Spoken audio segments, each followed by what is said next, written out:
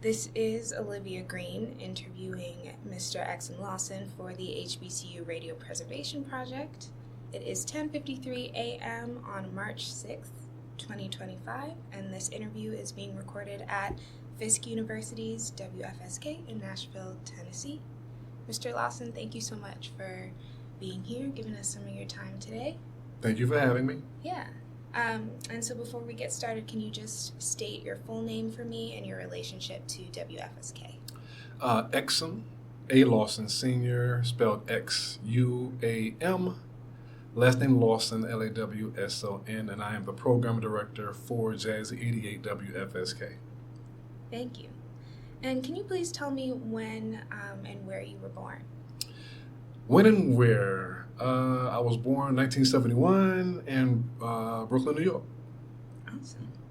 So tell me a little bit about the people who raised you, your parents. Where were they from? My father was originally from Selma, Alabama, and my mother was originally from Hassel, North Carolina. Gotcha. And what did they both do for work? My mom is currently a retired educator. My dad, he recently passed away about 3.5 years ago, and he was in real estate. Gotcha.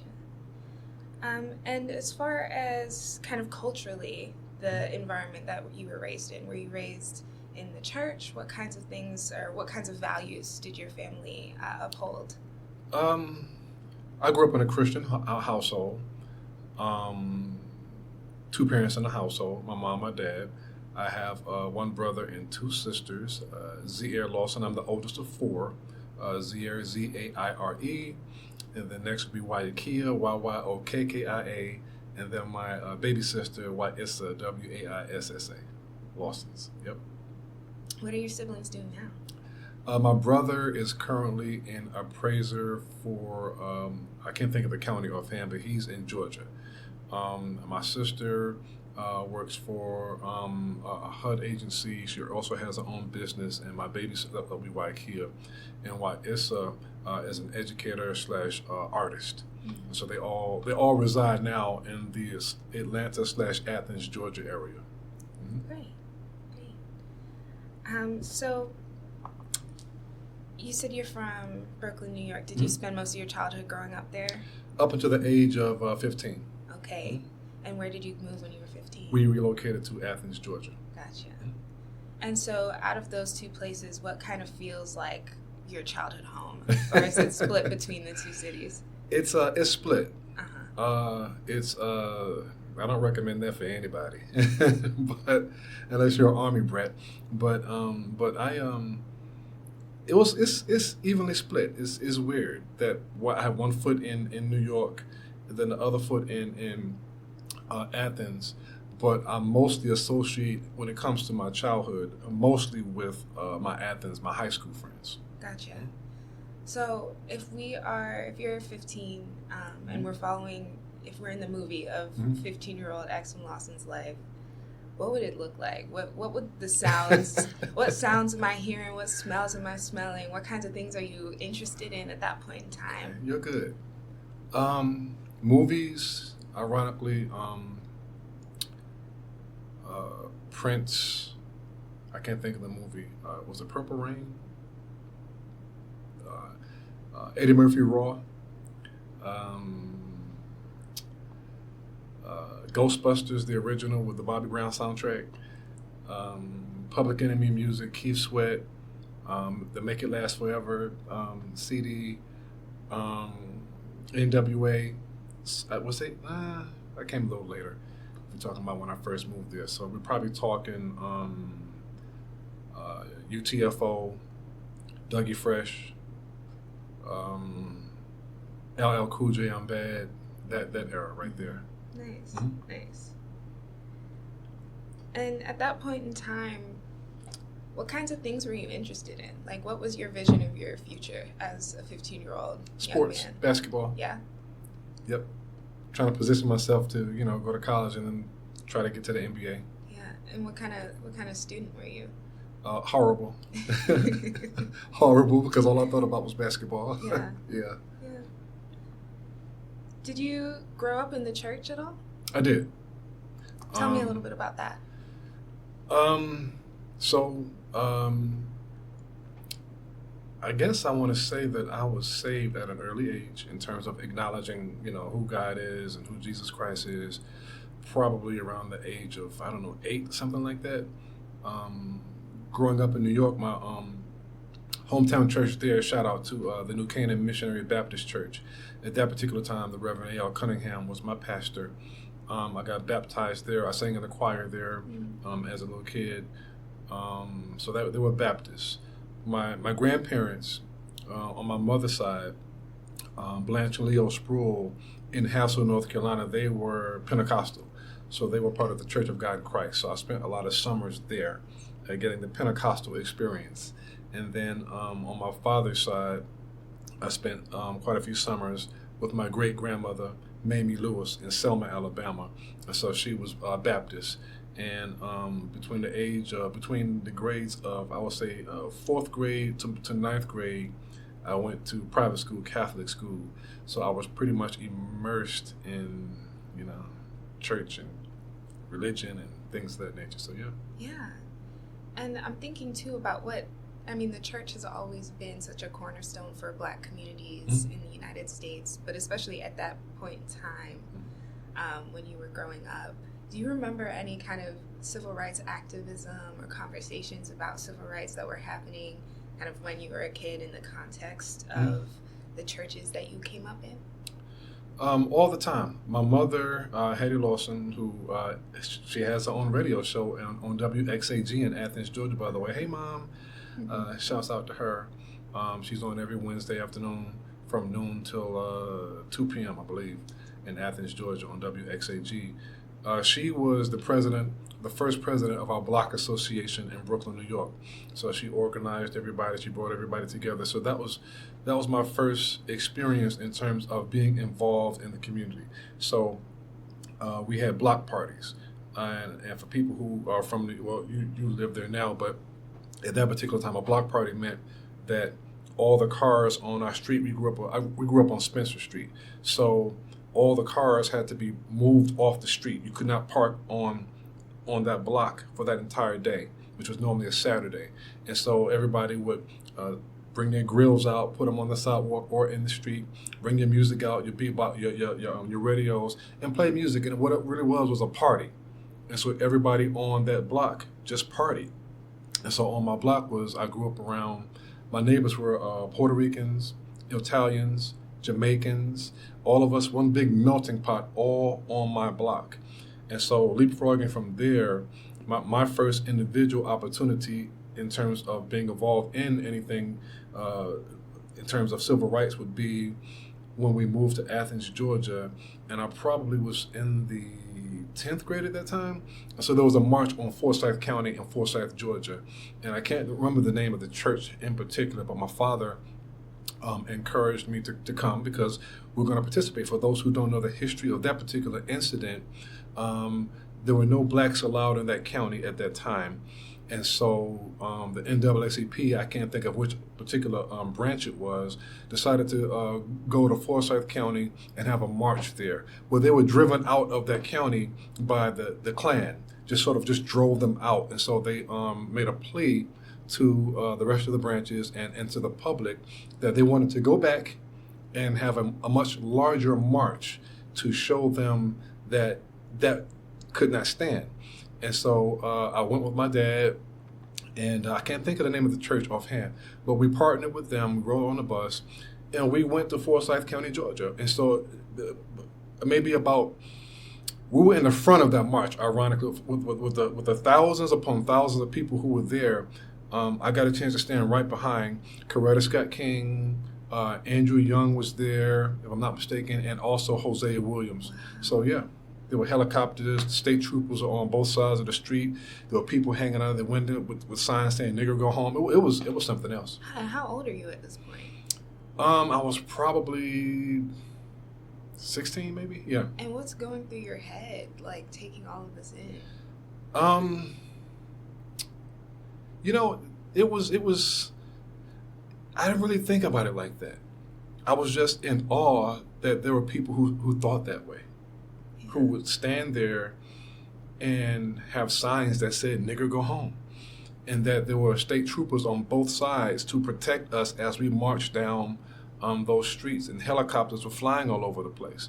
And so, but what I also saw in the eyes of some of those white people who were there was a look of shock. And I think that for some of them, seeing so many people united, because it wasn't just black people there were white people who marched with us, but I think for them to see other white people and other ethnicities saying that what y'all are doing is wrong, you could see the look on their faces. So that's what I took more from it than the people who were displaying their ignorance.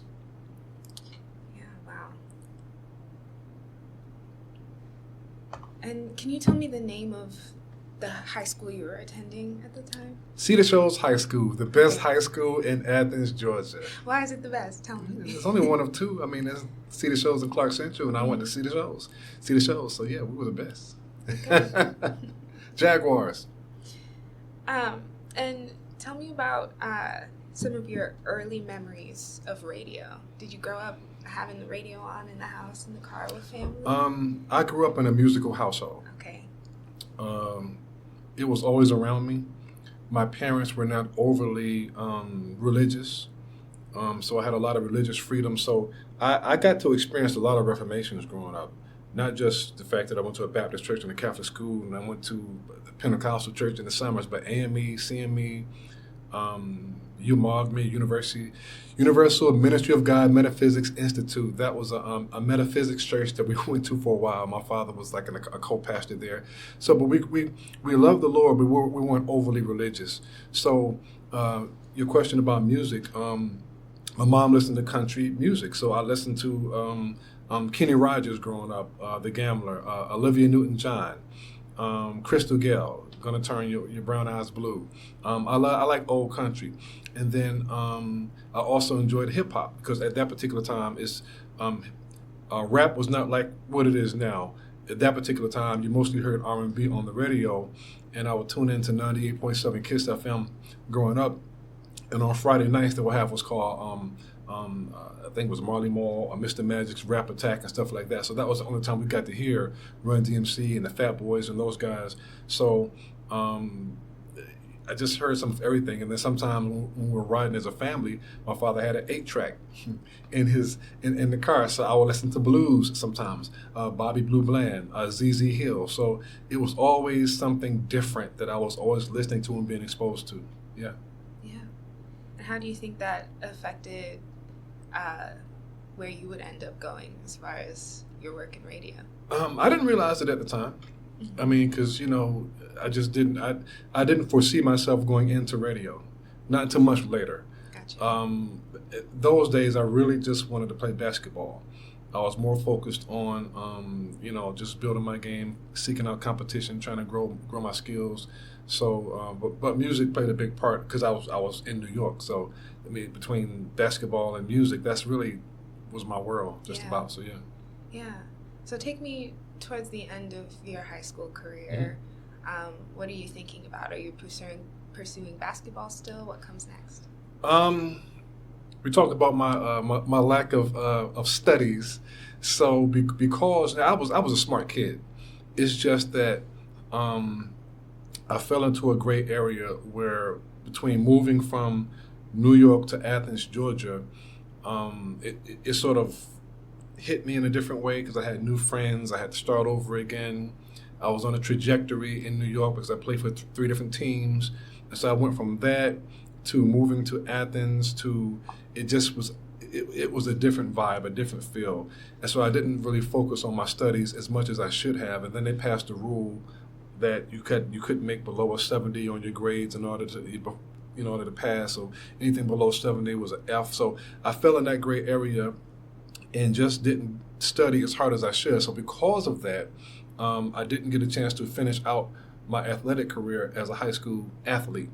So towards my senior year, I said, you know what, I guess I'll go to the military because, my behavior, I was getting into fights a lot. My dad was staying on me about, staying out of trouble. And so I was already in JROTC in high school. So I thought to myself, you know what, maybe I should just go to the military and figure something else out there. So that was an avenue that I was going to pursue. And then at the very last minute, I reached out to a college. It was a junior college called ABAC, Abraham and Baldwin. It's in Tifton, Georgia. And so I spoke to the basketball coach there, and so he asked me to come visit him. And I said, okay. And so I was, at that particular time, I was going to the gym, working out, lifting weights, just getting ready to go up there to work out for this coach. And I go to my recruiter's office, and I say, hey, listen, I'm not going to go to boot camp. And so, the guy standing there berating me, you can't do that. You can't just not. I said, I'm going to college. I'm not, I changed my mind. You can't change your mind, blah, blah. So he's just really getting on me. So it's nothing you can do. I'm not going. So I think either later on that afternoon or the next day, my recruiter comes knocking on my door. And so she's like, I heard that you're not going to boot camp. I said, no, I'm not. I'm going to school. So she pulls out this huge book showing me all these stats about college students who drop out the first year, all this stuff. I'm like, what? And she says, I know you didn't tell your parents because they're out of town. And so at that time, they were vacationing in the Bahamas or someplace. So I'm like, well, nah. She's like, how you going to pay for it? I mean, she hits me with all this stuff. She says, if you really think you're that good, you can play basketball in the Army. And I said, So, but long story short, she convinced me to not go to school, to go to the Army. And so I ended up going to boot camp. And so that's how I ended up going from, high school student, graduating, and then into the military. What do you make of that whole interaction years and years later? Oh, I was looking for her later. I think it was underhanded. And it wasn't right. But again, that's just how it went. A year after that, I ended up in Iraq. So I really had a lot of time to think about how I got there. So yeah. Yeah. Wow. Okay. Can you share anything about that experience? Because this would be, 1990? Iraq?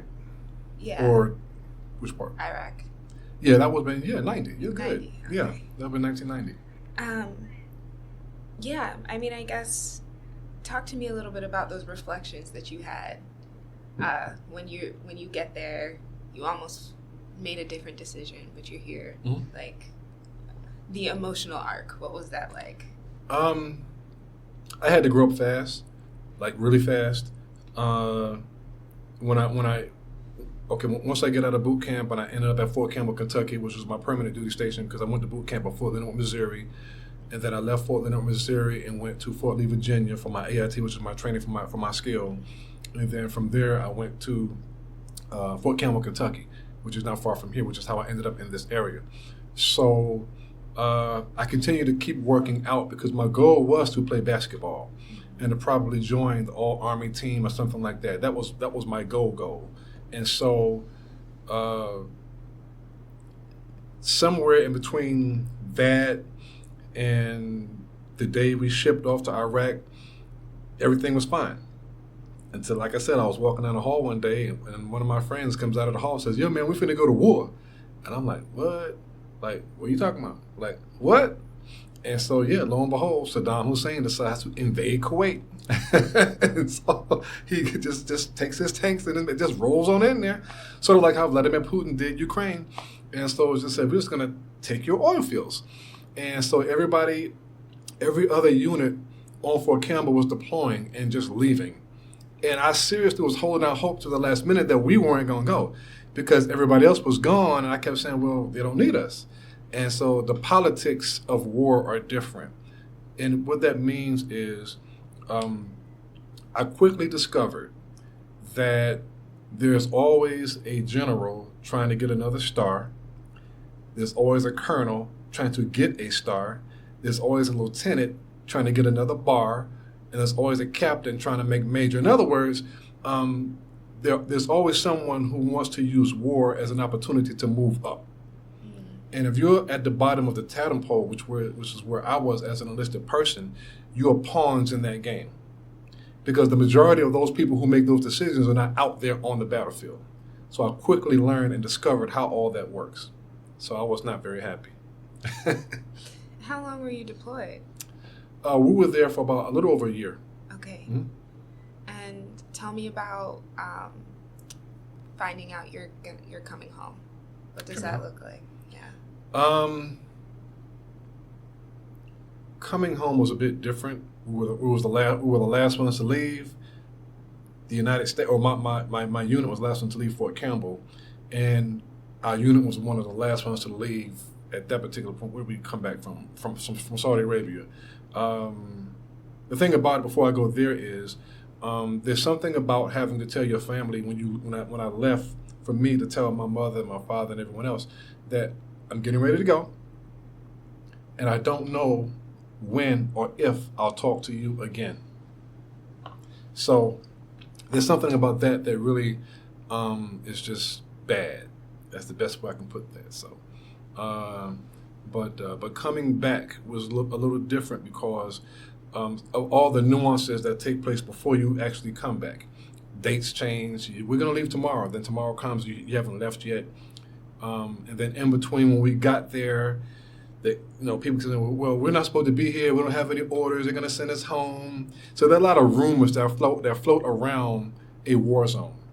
So shouts out to everybody who's a veteran right now listening. You know exactly what I'm talking about. So there's so much misinformation and disinformation that takes place that when it's really time for you to go, it's like, okay, we're finally leaving. Like, okay, we're actually on this airplane.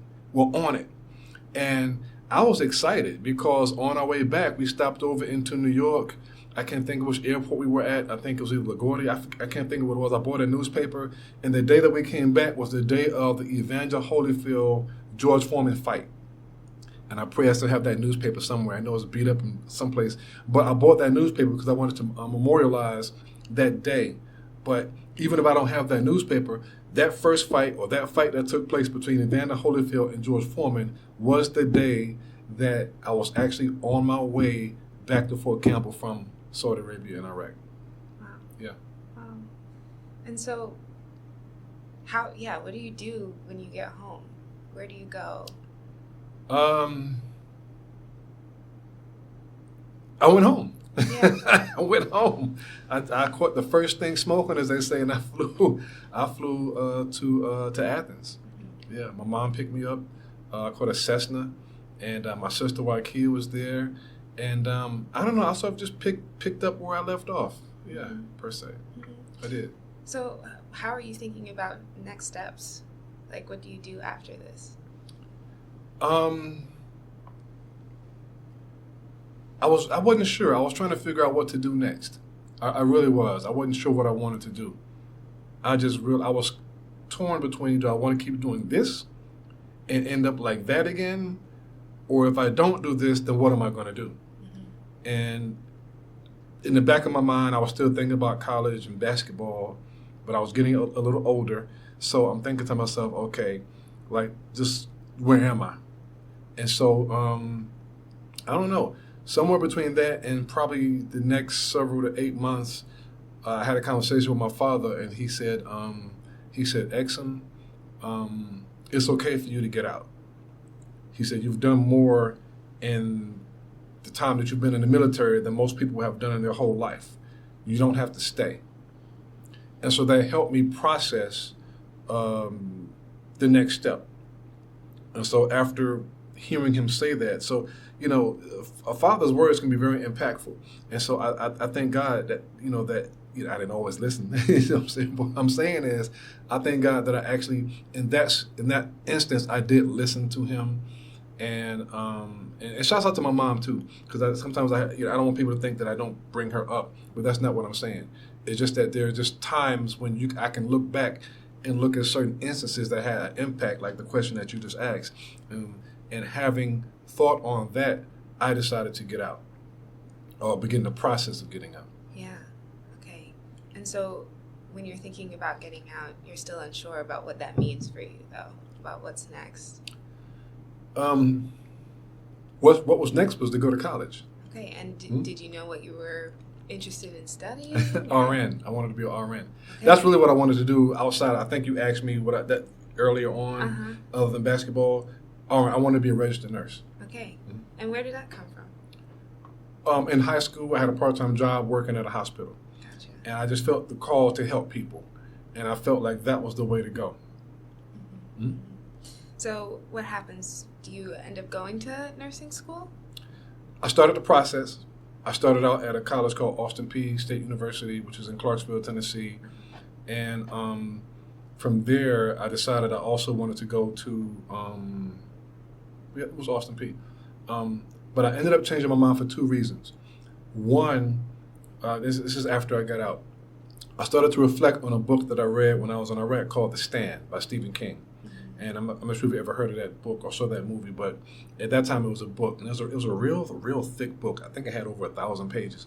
And so for people who don't know what that book is about, it's about a super flu. So if those of us who remember COVID, which was not that long ago, it's pretty much almost the exact same thing that happened. And so it was just killing people left and right. And so I kept thinking to myself, do I want to go into that field where I might be in the health field and something like that happens? And then I said, I don't know if I really want to do that. So I began to backtrack a little bit. I said, but I want to do something with people, but I just can't figure out what it is that God wants me, that he's pointing me. So I couldn't figure out exactly what it was. So I pulled out of school because I didn't want to just go to school just to be taking classes, not knowing exactly what it was I wanted to do. Yeah. So tell me, eventually, where does God point you?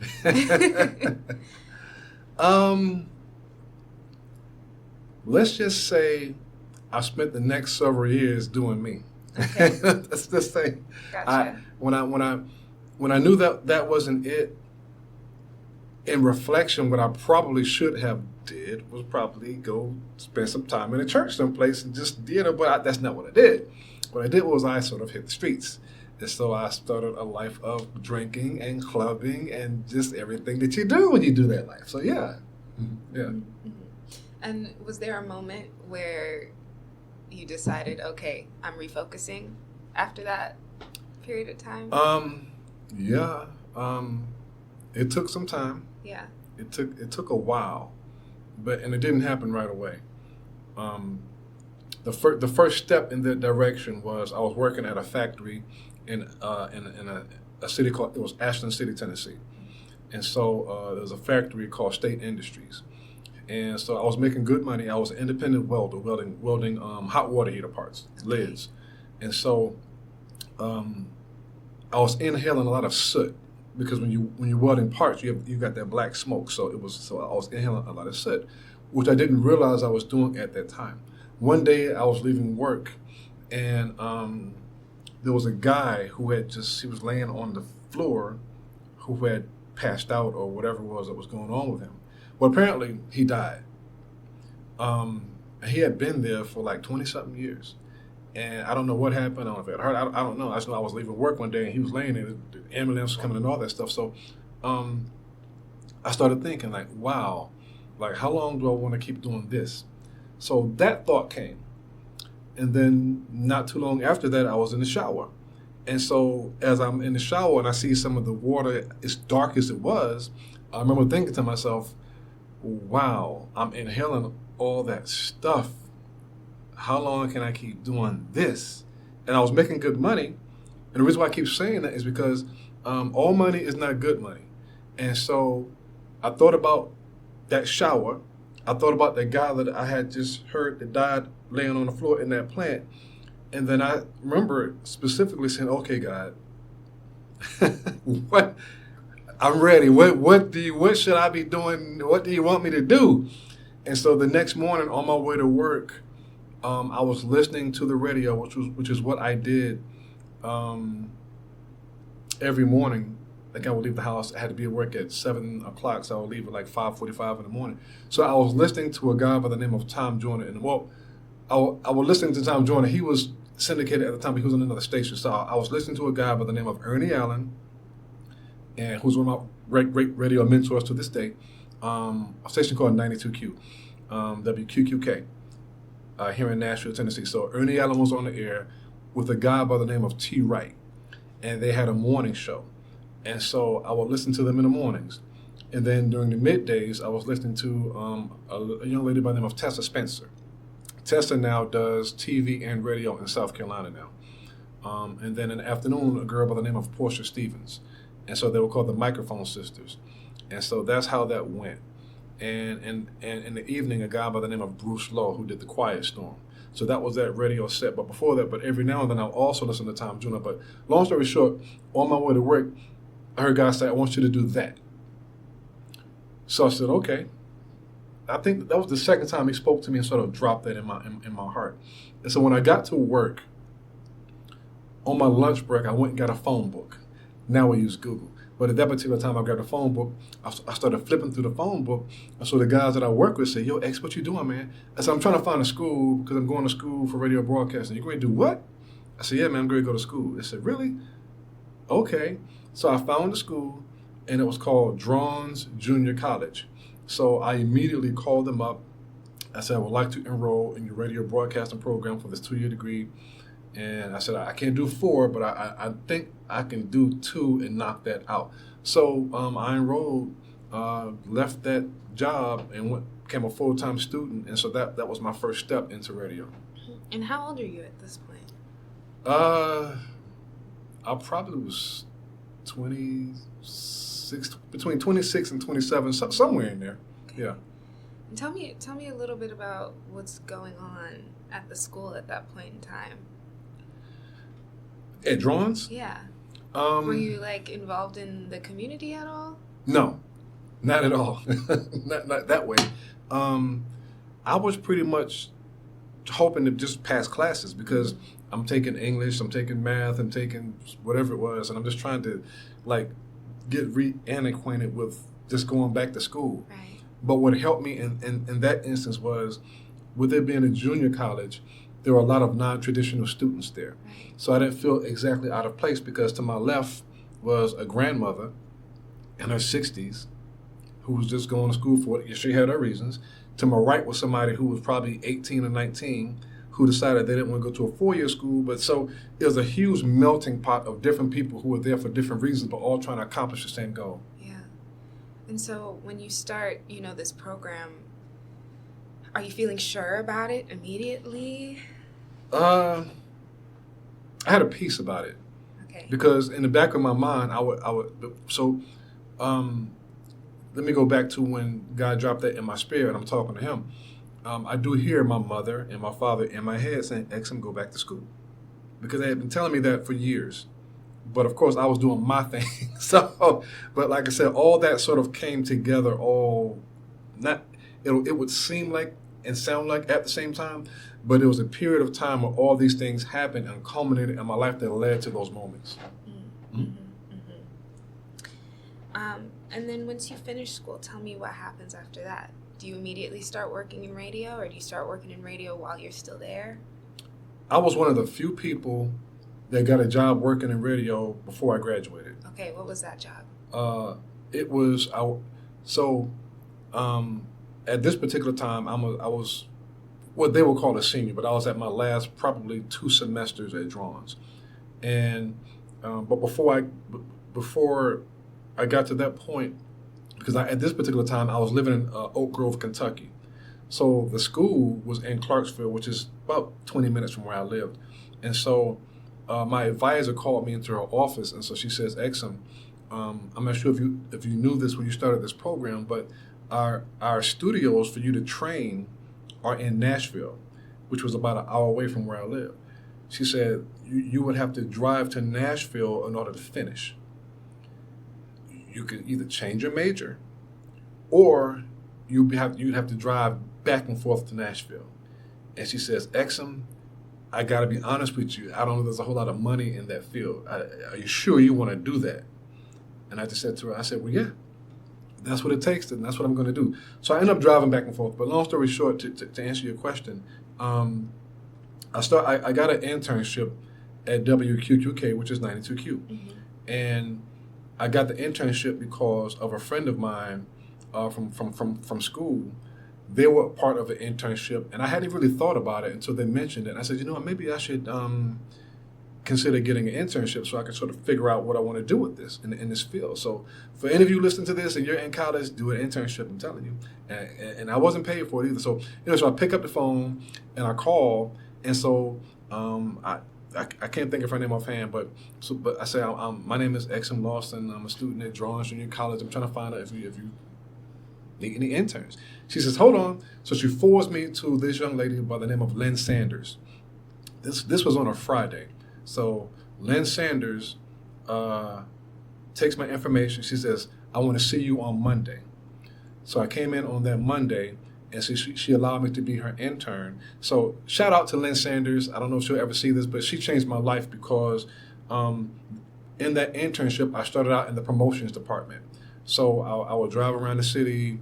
We would go pick up tickets for concerts at Ticketmaster. We would go out on live remote, setting up the table. So we did a lot of the grunt work. So I got an opportunity to see how radio worked behind the scenes in the different areas and aspects of it.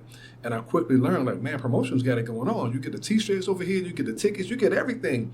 And so then you give them to the radio personalities. So I got to meet those guys who were on the air, Rick Walker, Brian D., rest in peace, Tessa Spencer.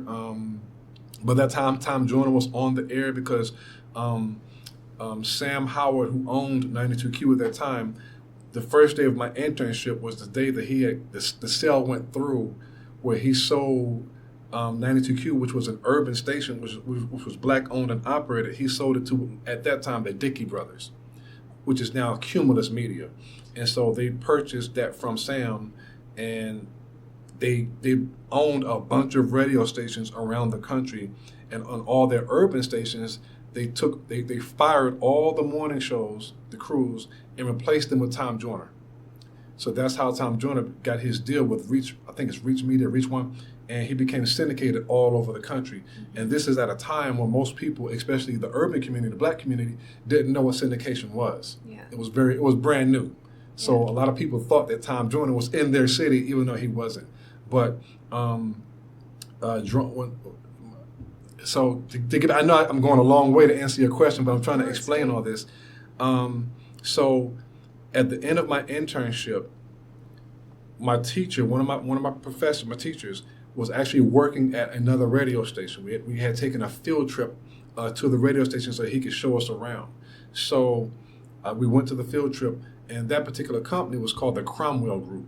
And so the Cromwell Group had a country station. It had a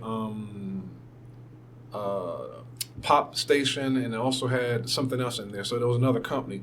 So I'm on this remote right before I left my internship at 92Q, and I'm in this van with a guy with Bruce Lowe. Bruce Lowe did the Quiet Storm at 92Q. So Bruce Lowe turns to me and he says, Xuam, what do you want to do in radio? I said, I don't know. He said, well, I'm going to give you some advice. He said, don't think just because you're black that you have to work at a black radio station. He said, you go wherever they'll pay you. And then when he said that to me, I said, oh my God, I never thought about that. And so after that, I found myself driving around the city, punching around the dial, trying to figure out, okay, which one of these genres I just want a job. I just want to see, get my foot in the door. I know I've got the skills. I know I can do this. I just need somebody to give me a shot. So I'm listening to a station called 102.5 The Party, which was in the same building where my teacher worked. He worked at a country station. The Party was down the hall from him. And so they played Britney Spears, Backstreet Boys, Third Eye Blind, Hootie and the Blowfish, Celine Dion, NSYNC, all those guys. Mm-hmm. So I take my air check. Air check is, for people who don't know, is I have to create at that time it was a cassette, and I had to pretend like I was on the radio so that they could hear what I sounded like, what my delivery was like, and get an idea if I fit their station or if I had the skills. So I took that air check, I went up to that radio station, and I met a guy, I found a guy who was the program director for The Party at that time, which was Mikey Mike. I said, hi, do you remember me? He says, sort of. I said, well, I'm Xuam Lawson. I'm a student at Drawings. Jamie is my teacher. Here's my air check, and I will love it. Whatever you need, I'll do it. And so he says, okay. 2 days later, he calls me back. He says, I gave your air check to Buck Waters, which is the guy who owned the company. And so he says, how would you like a job at The Party? And I was like, wow, yes. And so that's how I got hired. So I got that first job before I even graduated. Do you remember what the air check sounded like? Horrible. I told all my friends, the station had 50,000 watts of power, 50 to 100,000 watts. And all my friends were listening. And I remember them saying, man, you talk so fast, I couldn't understand a word you were saying. Because I was nervous. Yeah. But I was, so I don't know if I have it. But, yeah, I probably said it horrible. Yeah. And so when you start there, do you start as an on-air personality? No. Okay. What do you do? I was a board op. There? Gotcha. I started, I think it was Fridays, Saturdays, and Sundays, midnight to 8. Mm-hmm. Midnight to 8 in the morning. And so that did two things. It killed my party life because I was at work all night. And then on Saturday mornings, I had a class at 8 o'clock in the morning. So I worked, it was at 9, it was one of them, but I do remember getting off sometimes at like 6 in the morning and then driving to the school and sleeping in my car until it was time for me to go to class. Yeah. Yeah. But, I mean, this is you had the internship. This is your, like, first time really working in this industry. Mm-hmm. You went in a bunch of different directions before getting here. Like, how does it feel? Do you start to feel like, oh, yeah, this is the thing that I'm going to do in, the thing that I'm going to stay in? How does it feel at that point? I think my thought process was, yeah, I'm finally doing the thing that I'm supposed to be doing. I felt my life turning in a very, very different direction, a very deliberate direction, because I had to start making a lot of decisions. I had to move from Oak Grove, Kentucky to Nashville because that's where I understood that if I was going to be successful in this career, I was going to have to move because the distance was too much for me to cover for the amount of activities and remotes and just the amount of things I had to do in that industry that I couldn't keep driving back and forth because it was about an hour or so drive one way. So I just said I've got to be closer. So I did drive for about 3 years, back and forth. But in order for me to solidify my career and to make sure I was available and not burned out, I had to move. And how long did you stay there? Nashville. Or where? At that job, yeah, at the party. I stayed there for a little over a year. Okay. I became, I guess you could call it a utility person. I could do any shift, but I also became an account executive. Okay. Which means, in layman's terms, I was a salesperson. I sold radio airtime. So I got some of that from my parents because they were in real estate. And so I knew that I could do that. Plus, I was on the air. So I had to convince the sales manager. I said, look, I can do this. This is easy. I'm on the air. I got good numbers. I mean, come on. I mean, I'm the X-Man. So let me sell. Let me sell my, So they took a chance on me, and I brought them a lot of business. They had, like I said, they had between 50,000 and 100,000 watts. And so, by the way, I was the only black person on the air. And at that time, I was probably the only I think I was pretty much the only black person in the building other than the janitor at that time. So that was an all-white station that I was at when I got my first job. Tell me about your first time on the air. How did that come to be? I think after being a board op for about 30 days, because I was putting in, they had syndicated programs that were on the air, so my job was to be there to make sure that it aired on time, the commercials aired on time, things of that nature. And after they saw that I was dedicated, they decided to go ahead and give me an air shift. So they trusted me with an air shift.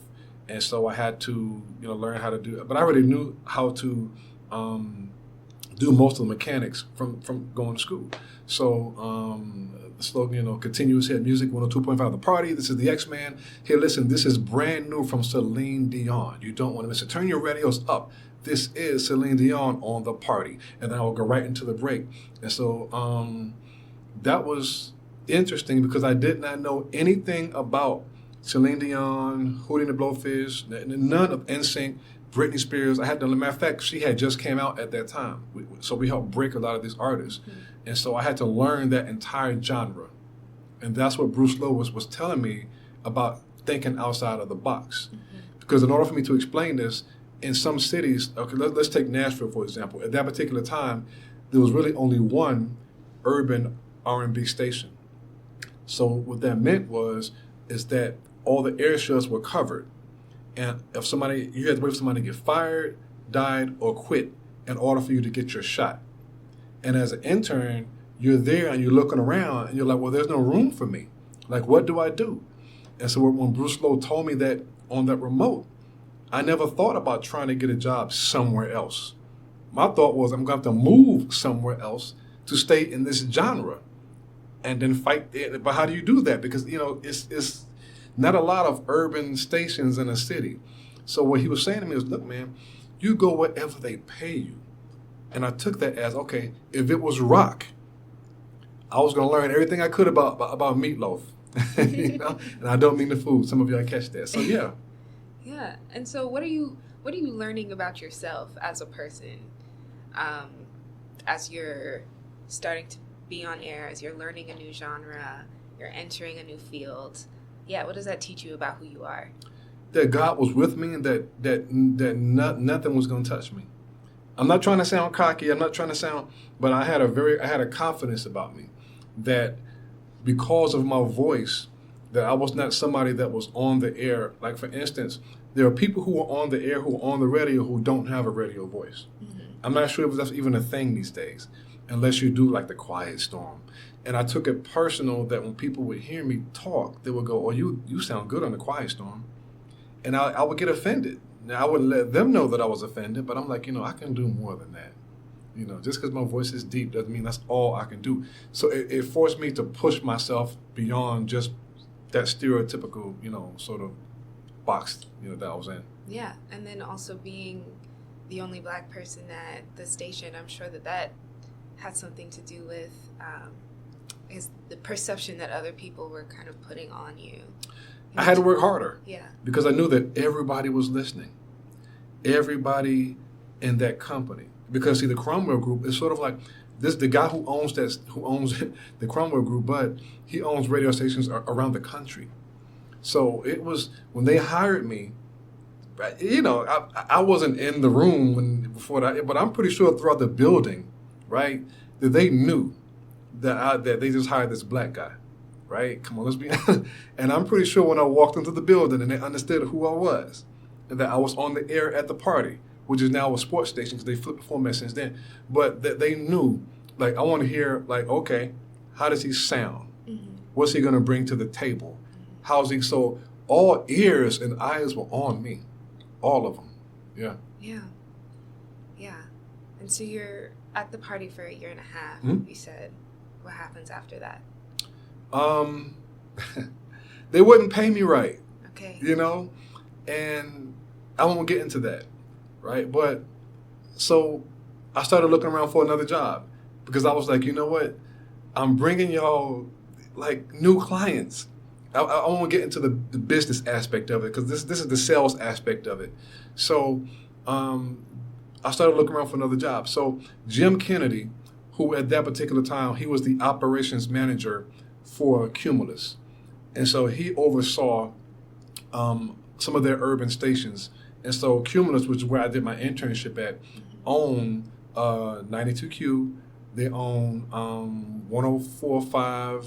Now it's a sports station called The Zone, but at that time, I forget what it was. So they own about 3 or 4 stations. They had a Talk, 99.7 WTN. So all these radio stations are all not only in the same building, but they're all right down the hall from one another. So I called up Jim Kennedy because he was there when I was an intern. And I say, hey, Jim. I said, listen, this is X. Hey, X, how you doing? I said, you got anything over there, that I can do? You got any air shifts available? I'm trying to, do something. I forget exactly what I said. And so he says, you know what? You're over at the party, right? I said, yeah. He said, hold on for 1 second. Let me check with Mike. Mike Dickey was one of the, so before it was Cumulus, it was called the Dickey brothers. Mike Dickey is one of the brothers whose family owns that company. And so he was the general manager there overseeing that company in Nashville. I don't know if he was doing his training, however that was going. So, but Mike and we used to be pretty good friends when I was there interning. So he asked Mike, hey, do you mind if whatever the conversation was? So then I called Jim Kennedy back the next day and Jim says, yes, come on over. I've got a position for you. So the position was I was on the air from 2 in the morning to 5 in the morning. And then Tom Joyner was on from 5 to 10 a.m. So I co-produced Tom Joyner locally from 5 in the morning until 8.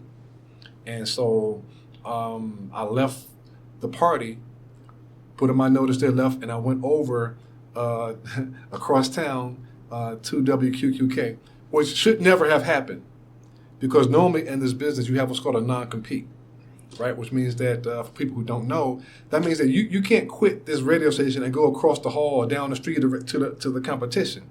No, because if you do that, people follow you. So you just can't do that. But they didn't have that. They didn't give me a non-compete, so I did it. And not too long when I was on the air, I remember this young lady calling me up one morning and saying, "Hey, weren't you on the other station?" I said, "Yes." She said, "Oh, so that's why you don't do that." Yeah. And when I was at the party, when I was over there, I remember a little boy calling me up one morning and saying, "Hey, can I ask you a question?" I'm like, "Sure." He said, "Are you black?" I said, "Yes, I am." He said, "Cool." And then he hung up the phone. So that was part of my experience, but but that's sort of why you don't. Yeah. Yeah. Yeah. Talk to me about kind of settling into your voice as an on-air personality. How would you describe your on-air character? Where do you draw inspiration for kind of how you interact with community on air? I have to shout out a program director by the name of Terry Fox. I went through a few program directors, but him in particular, he helped me with the fundamentals of radio in a different way. Shorten your breaks. Because we would have air check sessions. He would say, "X, you talk too much. You don't have to get everything in one break. Like, it's okay to leave some stuff out and then come back to it later." So he taught me how to communicate with the listeners, how to paint the picture, how to be conversational, how to just picture them. So when I'm on the air, my delivery style was, because I have such a deep voice, I turned the headphones up, because there was a certain way I needed to hear my voice because I knew what I sounded like coming across people's speakers, and especially women. I hate to say it, but I mean, let's keep it real. Yes, I played to the women audience. I mean, I felt as though God gave me this voice, and so it's about competition, right? So no matter where I was on the air, I had to use what God gave me to make sure that I could drive the numbers up. Mm-hmm. So females thought I had a sexy voice, so I had to use it. I'm only saying that because I'm not trying to sound funny, but that's the difference between somebody who's just on the air because they're a club DJ. And no offense to a person who's a club DJ, but there are people in air shifts who don't have radio voices. They have a skill set or something like that, if that makes sense. So they do other things. But my voice to me was a gift. And so I had to use my gift and then cultivate my gift. And that's where Terry Fox came in, to learn how to use that to connect with audiences. That's part of what the X-Man persona had to be. Yeah, but I think too, it's important to talk about that kind of parasocial thing that happens with people on the radio anyways, because you're, talking about music, maybe you're doing public affairs and communicating, but it's also like a relationship that people will keep and have with you through their lives. So I'm wondering if there are moments, like that boy calling and asking if you were black, where you realized that you were having like a real community impact on people. Yes. Some of it, for me, is common sense, but I needed a Terry Fox to help me understand what that meant, right? So in other words, here's an example that he gave us. You know that you're doing well as a radio station when people start calling you up for information that they shouldn't be calling about, right? So someone's calling me up to ask me a question about something else. They listen to you enough or listen to the radio station enough that they just, for whatever reason, just feel like they're connected to you, like you said, a sense of community where they want to know if you have the answer or to help them with whatever it is. And so that's what those two moments were about for me. One, when that little boy called me up and asked me, was I black? That let me know just how intense people were listening, and especially since me being on the air. Because we're talking about, at that particular time, I think my shift was like midnight to 6 or whatever it was. So, like, you're up listening to me. And they're not just listening to the music, right? They're listening to me and my delivery and the things that I'm talking about to the degree that they hear me. Then for the young lady to call me at the other radio station and say, weren't you at the other station? That means that that's a person who punches around. And she's connecting my voice with these different places. And so that is very, you can't orchestrate that. And then we're talking about without promoting it. That's organic, as we say. So those things are some of the things that help me understand the power of my voice. Yeah. So how long are you at WQQ? Okay, WQQK. I was there for about 8.5 years. Okay. Mm-hmm. And do you meet Miss Sharon Kay while you're there? Yes. Okay, tell me about that. Yes. I met her. She came over. My first, I'm not sure if she remembers. So I sort of met her over the phone, per se, because I was co-producing the Times in the Morning show. And so there was a young lady, I just cannot think of her name, but she used to do the news because Ernie would record news segments for his breaks during the morning drive. And so he was paying, I just can't think of this lady's name, but she would call in, or he would call her, and we would record her, and they would air the news during the breaks. Well, she passed away. And so I remember Ernie saying, I got to find somebody to replace her. And I remember him saying, I'm going to ask Sharon to do it.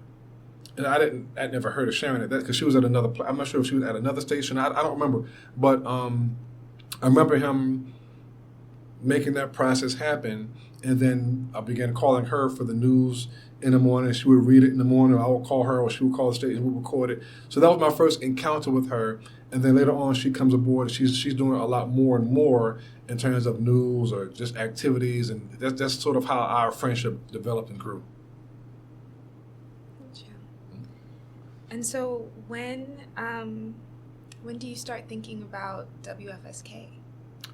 I'm going to have to unpack some stuff here. Okay, no, take me through it. So, or are you listening to it at this time? This WFSK? time? Yeah. Maybe once or twice, mm-hmm. because this was known as a college radio station, right? And I like to punch around because one of the things that I can't do is listen to my own station 24/7. It was a thing because I know the playlist, and my technique was, in order for me to be fresh when I'm on the air, I have to go away in order to come back. Mm-hmm. In other words, I can't, like, you ever be riding down the street if you listen to radio and you know, for some reason you just know what song is getting ready to come on, or you can count how many times you've heard that. Yeah, so that's what was going on. So I had to not listen so that when I'm on the air, I'm not boring. The music still had to be fresh to me in order for me to do what I'm doing.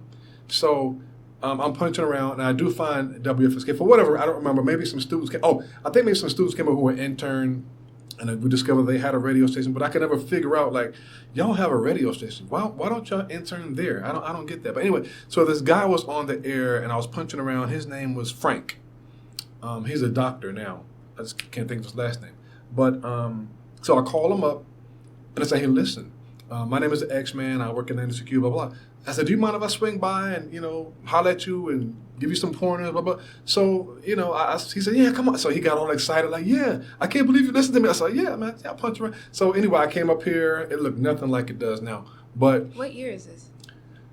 Oh my goodness.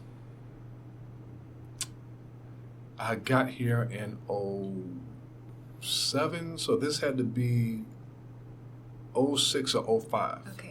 Yeah, it had to be because he was still here when I came to be the program director. He was still here, so it had to be in that time frame. So But I came and hung out with him, gave him some pointers, things of that nature, because he was on the air. He was a student that was on the air.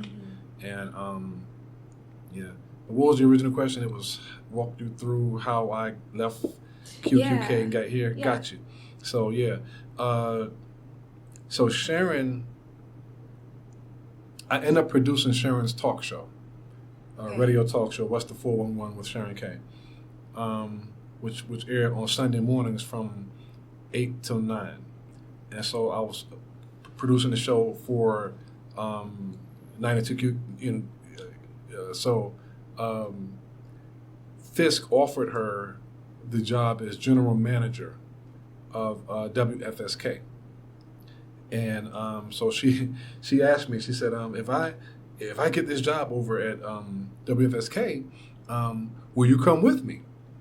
And so at that particular time, I was going through a lot in terms of internal struggle with the thing that we talked about earlier, which was, why am I doing this? Why am I doing this?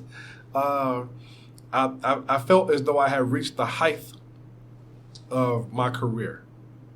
Like, there was nothing else really that I could do, because the only next step in this industry other than that is to be nationally syndicated. Other than that, maybe a program director, but there's certain, in this industry, there's just certain places, once you've done, and I had done almost everything. I had done the Quiet Storm, I had done parts of Afternoon Drive, I produced the morning show, I was on overnights, and at that particular time, I was at the height of my radio career. I was on the station all the time, like all the time. You'd have to be asleep to miss me at some point on the air. That's just what was going on. And Kenny Smooth was my program director at that time. He's currently there as a program director now. So we didn't plan that. It's just for whatever reason, that's just what was going on. But I just wasn't happy. And when Sharon asked me that, I had also accepted my call into ministry. I wasn't in church. I just felt like God did some things with me and through me. And I was like, you know what? I don't think I want to do this anymore. Like, this is just, I can't do. But so now what? Well, and God, you sent me to school. So what? This don't make no sense. Like, I know you did that, because look at the fruits of everything. Because so this don't make sense. So Sharon's asking me this, and I'm thinking to myself, now, if I had forgotten about the student who's on that, but then I thought about it, oh, that's that station. I remember riding in my car and punching and going, oh my God, that station sounds horrible. Like, don't nobody listen to that? Like, oh my God, I'm gonna leave 92Q and go there? I don't know. You know what I'm saying? So that was my thought. And so she came back to me again.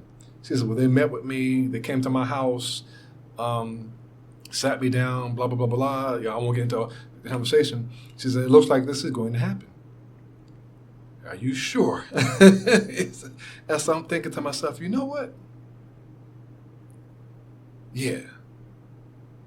Because I saw it as an opportunity to just bow out, like disappear. Well, and so they offer her the job as general manager. She came over and said, well, don't leave at the same time I leave, wait, blah. And so she left, and then I think maybe a month afterwards, I turned in my 2 weeks notice to Kenny, and he was shocked. He said, you getting ready to do what? Yeah, I'm good. I'm going to WFSK where Sharon is. Well, can I offer you more money? That's what he said. Can I offer you more money? Why are you leaving? And I just said, I can't. And let's get back to community, because the 401 show, which was her talk show, was a big advocate for community. We interviewed a lot of, she did really, community people. We made a difference in the community. We gave the community a voice. Because before that show, there was no really community connection with that radio station. There was no talk show on that station. So she fought to get that show on the air, and she got it on the air. I'm sure, and she'll talk more about that in her segment. But that also tied in, because remember you asked me earlier about my sense of community and how I was raised and the things that I had been a part of. And I was still part of community activism. Even while I was at 92Q, I was active in the NAACP. I was active in some of the things that we did with the community, going out to give free food to, during Thanksgiving to people who lived in desolate areas. I don't want to use the word, but those areas. And so I was always connected, but there was really no big time outlet. And so when she said that, she said, "Well, I'll even make you a program director." I said, "Well, cool." So I put him on 2 weeks' notice, and I pretty much feel as though Kenny had a lot of respect for me because he allowed me to do my last show. And matter of fact, I still have that air check. My last show, he didn't, because in this industry, you don't let people do their last shows. You know what I'm saying? Because people get on the air, and I could have just said, and I could have said, and he could have thought that I would have said something like, "Well, listen, this is my last show over here. It's been nice. It's been a pleasure. You can catch me on WFSK starting," you know what I'm saying? But I didn't do that, so now I'm not going to do that. This place has been good to me. I'm not going to do Kenny like that. I'm not going to do people like that. I just did my air shift. I signed off and left. I want to back up a little bit. Yeah. You were nominated as Producer of the Year a few times, right? Yes. And was that for What's the 411? Yes. How did that feel, especially considering the community impact that show had? It's good, but it also, in order to be a producer, you have to really be humble, because most people don't even know what a producer does. You know what I'm saying? It's a word. But you can't overshadow the person who is the host. Of course. Right? And in this industry, it's ego driven. Right? So not only am I on the air, but I'm also producing a talk show, which from time to time, I'm also on the show with her. From time to time, we're talking about different things, various, just talking back and forth sometimes when there's not a guest. Open phones, we're talking back and forth.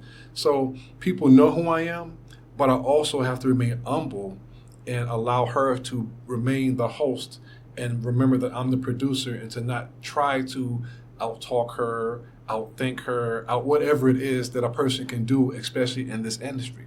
So that's, for me, is where I make sure I've always drawn the line there always to make sure that I stay in my place in those areas.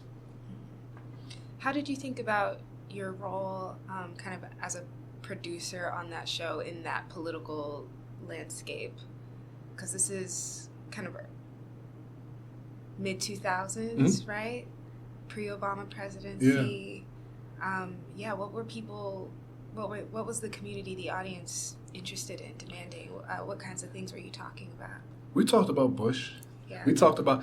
her show was more empowerment, and I had to be careful not to incite. That was another thing, because it was owned by corporate. We had to be very careful not to incite the listeners. They were really particular, about that. Meaning that you can't do a whole lot of call to actions because they just didn't want us. How can I explain this? They didn't want us to get black people riled up against the establishment because they were the establishment. But right down the hall was another radio station called 99.7 WTN, which was all conservative talk, and all they did was get people riled up. So we knew exactly what was going on. Like literally 2 doors down, they're on the air railing against black folk, railing against Democrats and whatever you want to call them. I mean, just railing. But over here, we didn't have that same privilege. We had to tone it down. So yeah, it was a tightrope. Yeah.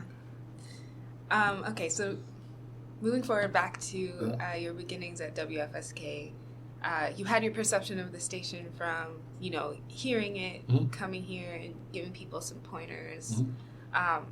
When you walk in on your first day, what are things looking like? Like, literally paint the picture for me. We're in the movie of your life. Oh my again. God. Because the station was tore up. I went from a state-of-the-art facility. That looked nothing like what's in here now. Whatever you can't imagine unless Sharon pulls out them photos. And I'll probably ask if she had showed you them already. But everything, just it was. In other words, instead of electrical wire that's used to connect the station and the board and all that. There was telephone wire and duct tape all over the place. And a board that went back to probably the 70s or something like that, or maybe the 80s. There was a handheld a telephone. You couldn't take multiple calls on the air. There was no way to screen the calls. You had to dump it, and that's the kiss of death and radio. You can't take a live call on the air. Are you kidding me? So, I mean, it was like that. They had turntables in here. I mean, it was neglected. Yeah. So what's going through your mind as you're coming in this role as program director? Now, much of the station is under your care. Mm-hmm. How are you thinking about what to do? I'm going, oh my God. I'm going, oh my God, literally. Yeah. Do I need to catch that? If you mind. Okay. She got it. She's in there. Okay. Yeah. But let me add to that. I also, with Sharon Kay being the general manager, again, I also understood that, okay, let me see what her vision is for this radio station. And so immediately at the gate, she felt the same way. But I guess what I'm saying here is that I got to go through a process with her of learning and figuring out how to turn the radio station around and get it to as close of a state-of-the-art facility that we could. Me being a producer, right, and used to having all the bells and whistles and, I mean, all the state-of-the-art equipment, all that stuff, to now literally nothing. CD player that somebody brought from home and play CDs. Trying to figure out a workaround to not only keep her show on the air, but also trying to get the radio station to a level of excellence that we have today. Yeah. And this is 2007. 6 or 7, one of them, because I think I got here in 2007. I think that's when. Yeah. Okay. Can you talk a little bit about what the programming looked like on the station when you got here? Mm-hmm. We inherited a program called the Reduga, which is we use it as backup now, complete backup. And so, and let me say this about the radio station, because I don't want anybody to think that we're not appreciative, right? You only know what you know. So the persons who had managed the radio station prior to us getting here could only take it so far because the majority of them had only either taught radio or saw this as a lab. So that's why it was in the condition that it was in, right? Because if that's how you've done radio, then you can't see beyond where it should be. And if you're not getting the funding for it, you can't purchase the items that you need to purchase to get it to the next level. So that is why the fundraising aspect of it was so important, because we had to raise the money in order to purchase the equipment. We had to do a lot of things behind the scenes to help get the radio station to the next level. And then eventually we were able to replace the Reduga program with a more state-of-the-art program, the Wide Orbit program that we have, which runs the station currently, buy a brand new board for the station, get an engineer to come in, because the station had a sound like wires were touching someplace, and when you listen to it on the radio, it had this hum that would just drive you crazy. You couldn't turn it up because the hum, it's like a distortion in a microphone or something like that. So it was hard to listen to the station. We had to get an engineer. Also, R.I.P. Clinton. Our new engineer Rick has done a tremendous job in helping us to fix the nuances and the issues that we have. But I just want to make sure that people understand that it took a lot of time and a lot of sweat, blood, and tears in order to turn the radio station around to where it is today.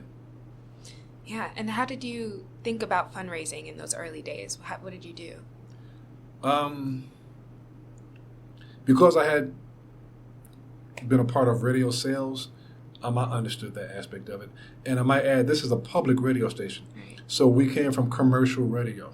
So the way we heard radio and the way we programmed this radio station the radio station has a commercial sound appeal, right? So if you listen to an NPR and it's dry, right? And so we're not dry. We wanted to give, and so the format here, again, this is my third format. Remember, I went from pop to hip hop and R&B to now smooth and contemporary jazz. So this is my third stop in radio, and I didn't know anything about smooth or contemporary jazz or jazz, period. Sharon did and does. So my job is to not only learn the genre, but also to bring my skills as a producer, because within the industry I'm known as a super producer. So to bring my skills in terms of producing and image work and all the stuff that goes on the other side. Because when I say producing, again, people still probably don't know what that means. So not just producing a radio talk show, right, behind the scenes, making sure things are operating, going to break and out of the break, the imaging that takes place, but also producing in terms of the imaging that goes on when you're listening to, whether it be Pandora or Apple Music or wherever you listen to, the imaging that happens in between the songs. The drops, the breaks, all those things that go into the log that when you're listening to the station, we call it imaging, right? I can't do the sound effects in here, but trying to get all the sound effects and all the things that make the station sound hot and push it forward and drops and all that stuff had to come together. And I had to spend a lot of time in the production room trying to put all that stuff together and getting it. So that's what I mean by producing as well. So a culmination of all those things and all those skills that I had learned all those years from the different stops in the industry all came together here. Which, if I put a pin in it there, remember when I was saying, God, I don't know what I should be doing next, and I can't do this anymore, and I'm asking myself, what's next? My exit out of that also brought me into my own show, which is I have my own gospel show. So all that led to this and where I have things currently. So God brought it sort of together in those areas. Yeah. And when did you start your gospel show? As soon as I got here. As soon as you got here. I didn't own one gospel CD. So, and you went to seminary, did you? I did. Right. And so, had you already been? How'd you know that? I may have done some research or something. But had you already been by the time that you started at WFSK? I was still in school. You were still in school? I think that was my senior year. Okay. So tell me about your decision to become a preacher. Yeah, let's go back there. When did that epiphany happen? When I was at 92Q. Okay. I spent a lot of days clubbing and partying and women all over the place. I came home from work one day and I was in my living room, and all of a sudden it just felt like the hand of God it felt like God just took his hand off of me. And I just sort of fell to my knees and I just started crying. And I just remember him saying, choose ye this day whom you will serve. You've lived off the prayers of your grandmother and your mother and your father, but no more. So that was the day I decided to, I said, okay, because I already had my associates, but I hadn't planned on going back to school. And so I immediately called a friend of mine, and I said, this is after me crying and all this other things. So I said, you know what? God told me to go to school. I said, I don't even know what that means. Literally, I said, I don't even know what that means. So they said, hold on for a second. I know exactly what you need to do. And they called me back, gave me the name of the school, called the American Baptist College. I went and enrolled, and I enrolled in that school. And I didn't even have a church home. I wasn't even going to church. And I remember coming back, and I told Ernie Allen, I said, man, I'm going to seminary, man. You doing what? I said, yeah. I started telling everybody. And that was, so when we started talking about my decision, when I was like, you know what, I can't do this anymore, because that had happened to me. And I was like, and I'm on the air all over the place. I'm voice tracking. Kenny had me voice tracking overnights. So I was on the air from like midnight to 5, whatever it was. I saw Monday through Friday. Then I was on the air Saturday mornings from like I think it was 2 to 5 or whatever it was. Then I was on with Sharon, doing her talk show from 8 to 9, and then I was on again from 2 to 6 on Sunday afternoon. I mean, so I'm all over the station in terms of on the air, and then I'm like, I don't want to do this no more, and that's what So that led to Yeah, and then so how does it feel to be in your senior year of school, to come on the air now with a gospel show? Okay, if it's your first day on the air, tell me what's going through your mind. I was it was different because I didn't have any gospel music. I didn't have not one song. Not one. And I had an extensive music collection, but I didn't have any gospel. And so I had to borrow music. I had to borrow music from my mother. I think Sharon loaned me some music. There was another person who was volunteering. I mean, I was borrowing music to try to piece it together, and I'm just throwing on everything on the air. So yeah. Yeah, and contextualize it for me. How does it feel to be doing that show specifically on a Black college campus? Did that make things feel different at all? That's kind of tough. The thing about this station, because it broadcasts to the entire city, and it's a college station, but it doesn't operate as a college station because it doesn't have that. There are no students on the air doing shout outs and just because that's what it was before, where it was just crazy, just sort of just all over. But now the way it's run, it took some time, because it took some time for me to develop that show, even the name of it. But God brought that full circle because, like I said, now it's nationally syndicated. So I'm heard. I was in a meeting the other day. 1.7 million listeners around the world hear my show when it airs on Saturdays on the other network, which is separate from here because I record it twice. I record a version for them, and then I record a version for here. So yeah. Yeah, and tell me about also like your voice as an on-air personality. Does that start to change form a little bit with this show? I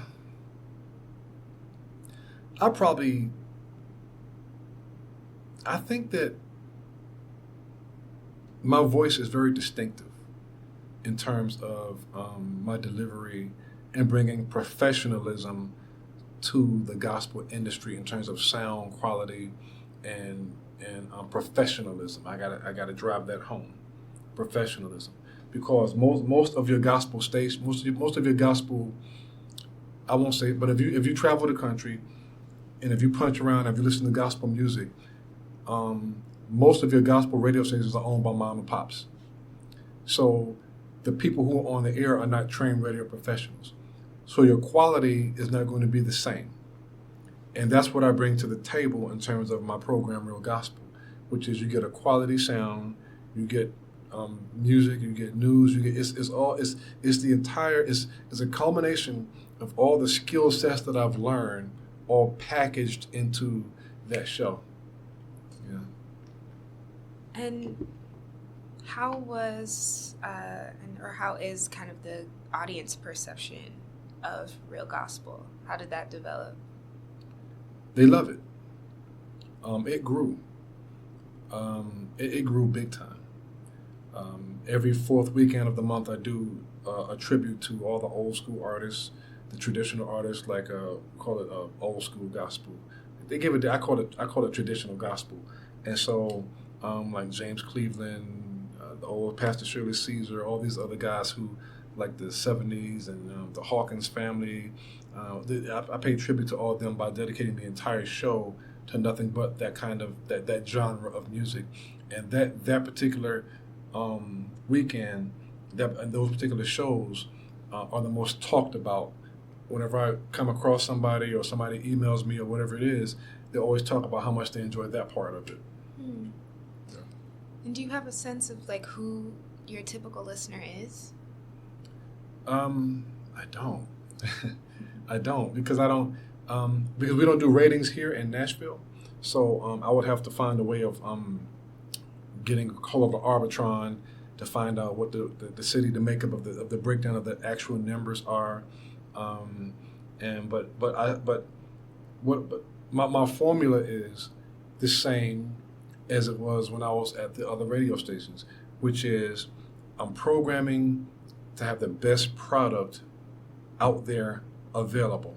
And whatever time that I'm on, I love the Lord, you know what I'm saying? But I'm going to beat you if your show is on the same time that my show is on, because I'm not just doing this simply just because I love the Lord. I want people to listen to my show. So I'm just saying, you know, I ain't saying, but I'm just saying that if you're on when I'm on, you know what? And break that down a little bit from a technique standpoint. Mm-hmm. When you're saying, you know, having the command of the airways, you've talked a lot about like how you use your voice, but specifically when you're talking about gospel music, what are the techniques that you're using to be in conversation with the audience as well? That's an ever-growing process. That's conversational. That's what Terry Fox used to talk about in our air checks all the time. Sounding conversational. When my show was on the air here in Nashville at 9 o'clock in the morning, what are people doing at 9 o'clock in the morning? Like, where are they? What are y'all actually doing? At 10 o'clock, what are y'all actually doing? So if you're already in church, then I'm not talking to you. But for the rest of y'all, see, you got to be telling my radio secrets, right? But for the rest of y'all, what are y'all doing out there? Are you driving around? Are you in the park jogging? Are you at home with the radio up, eating breakfast? Or like, what are you doing? So that's what I mean. So when I'm talking specifically to those people, not at them, but to them. Hey, you all, if you're sick, if you're shut in, guess what? I've got just the right song for you. You're probably not feeling well, but if you're not feeling well right about now, I want you to listen to this next song. Okay, you didn't make it to church today. That's okay. I've got you covered. This show is anointed. So guess what? God does heal through music. I want you to stay right there because I've got something on the way that is simply going to bless you. Talking to people. Talking to people, not at them. Yeah. What do you make of the community value of your show, separate from just entertainment and having music on? What is the value there? The value is to add news and information. That part of it I learned from working with Sharon Kay, right? The educational part of it, including news in my program, but it has to be professional news. Because one of the things that I don't like about radio today, especially urban radio, which is I don't listen to a lot of it because it now that Tom Joyner is gone, I call it buffoonery. Most of what I hear now is buffoonery. I was listening to, it was either Ricky Smiley or Steve Harvey, one of them the other day, and their question was something raunchy. Like, it was just something very raunchy. And I'm like, really? You get ready to dedicate a segment to that? You couldn't find anything else to talk about except something raunchy. And they were going to do a segment on that. Now, I know they have to fill time, but that's the part that I missed about Tom Joyner, which was he spent a lot of time making sure that we as a community were not just entertained in segments, but there was a lot of time spent on educating us, bringing us people that were going to tell us something that we did not know and something that we needed to know. And that's what I try to incorporate. And those are the things that I'm always looking for to add into my gospel show, stuff like that. Yeah. Is there a particular event or moment in time where you were kind of sharing news and more kind of public affairs information on the show that was particularly impactful for the community? It just depends. It just depends on what's going on. We've had floods here in Nashville. We've had tornadoes that have decimated the community. So I have to incorporate people and their issues in their lives and talk about them when I'm doing my program to let them know that they're not forgotten.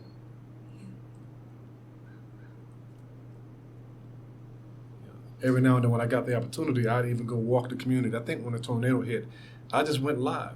I just walked through the community, walked through the neighborhood, and just went live and just started sharing information and helping people, with resources and not just being on the air and talking about it, but actually going out there to where the people are, one, so they can see my face and know that I care, but also to let them see that I'm also part of where they are as a person from their community, helping to get the word out, get the message out. It's important for them to see my face. Yeah. I mean, I think it's interesting when you talk about disaster, the unexpected things that happen, tornadoes, fires, floods, COVID, whatever it is, especially existing at a station like that where you arrive to it in a precarious situation. How do you confront disaster at the station itself? As a mouthpiece for the voiceless and for those who need to get information out. People who have resources for the community, especially our community, need a place where they can get that information funneled to, so that the people who are listeners have the opportunity to listen to us and know that we're doing the best that we can to get that information out.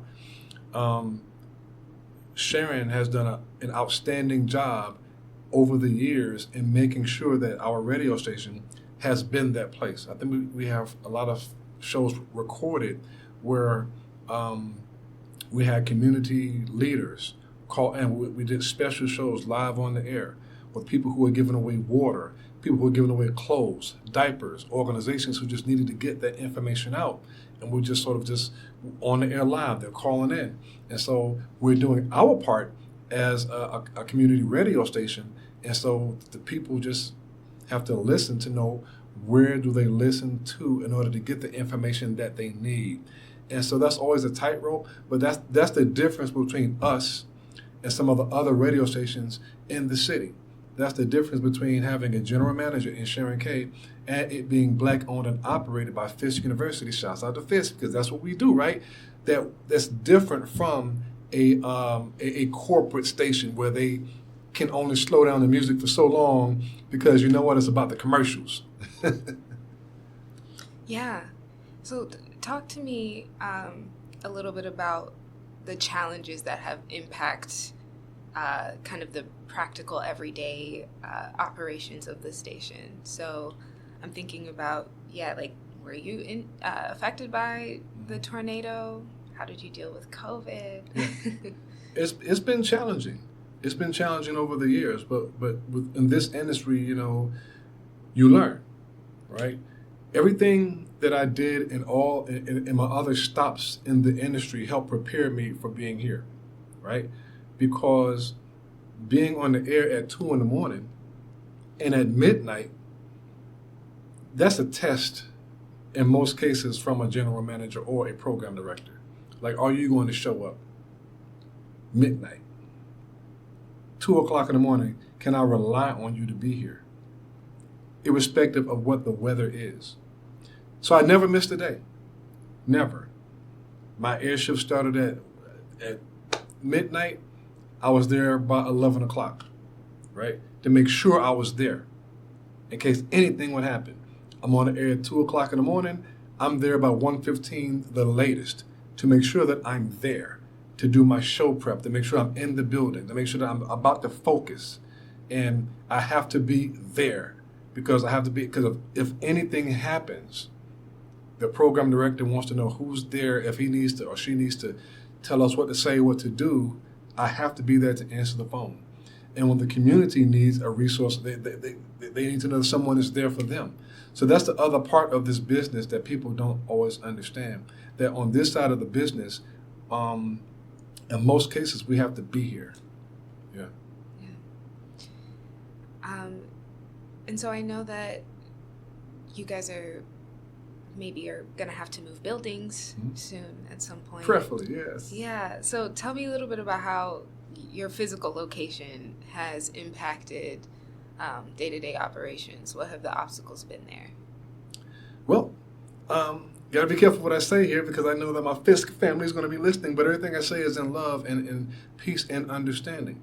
That this is a multi-million-dollar radio station in terms of its worth, right? And you really can't measure that in words. You really can't measure that. You can't measure that. And the only way you can get a sense of understanding of what that is it's a radio station. It is not a college lab. It is a full-blown radio station that operates and broadcasts to the entire city of Nashville. And we also stream online. So if this radio station could ever get a decent home in terms of building, where we are able to wire it up the proper way that it should be wired, allow the engineer to come in and just do what he needs to do to get it done, right, the right way, the soundproofing of the walls, to make sure that the tower is placed where it needs to be, the equipment is all upgraded and updated. Just if we can cross that threshold and do that, I mean, the return on that investment is priceless, simply priceless, because when things happen, right? This radio station gives Fisk University so much PR, so much publicity that is you can't count the dollars, because when people are in their cars, when people are at work, it's not uncommon for me to walk into a business establishment, a bank, a grocery store, somebody pulling up next to me in a Kroger parking lot, and I hear the radio station playing. In a doctor's office, I hear the radio station playing. And so every time we say we're WFSK and we mention Fisk University, that's PR. That you can't buy that. You can't put a price tag on that. Yeah. Yeah. I'm thinking about what keeps you motivated here? I mean, despite the kind of environmental, institutional challenges that may come up, why is this station important to you personally? For the same reason that I came. First, I love what I do. I love work with Sharon. She's an excellent coworker, excellent boss. And my sense of commitment, not just to the job, but also to Fisk and also to the community. Because I always say this, it takes a special person to be able to do this job, right? This job. Because you have to have the right people in this job. You have to have the right person as a general manager.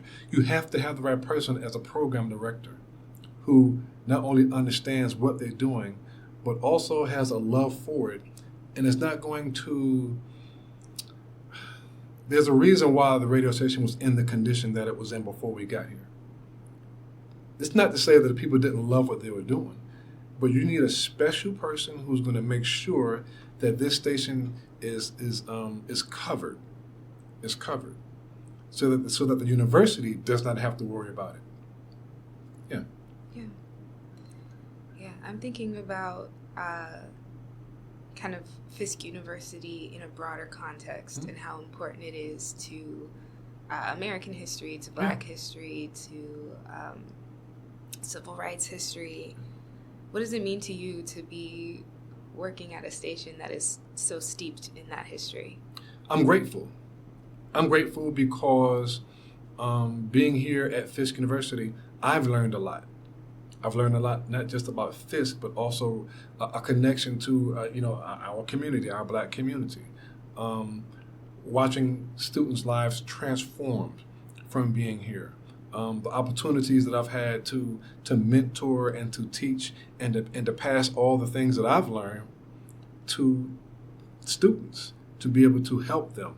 Now, the biggest question that I get every single time is, Can you help me build a podcast? I mean, so to know that they think enough of us and enough of me to sort of inquire about that is really touching.